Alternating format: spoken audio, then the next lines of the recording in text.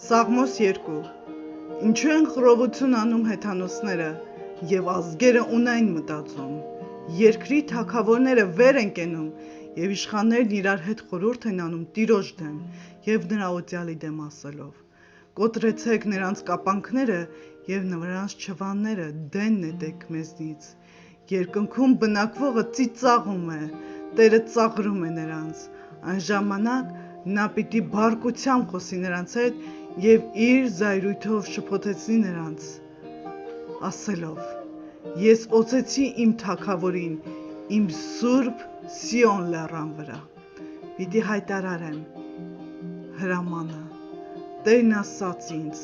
դու իմ որդին ես, ես այսօր ծնեցի քեզ, խնդրիր ինձնից, և ես հեթանոսներին քեզ ժառանգություն կտամ,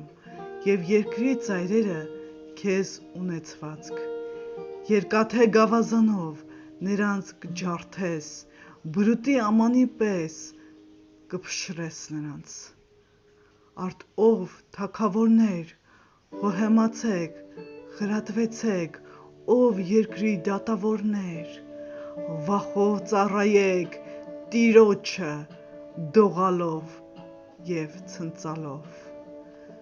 որդուն համբուրեցեք, որ չբարկանա և դուք չկորչեք ճանապարհի մեջ, որովհետև շուտով պիտի բորբոքվի նրա բարկությունը, երանի նրանց, որ ապավինել են նրան։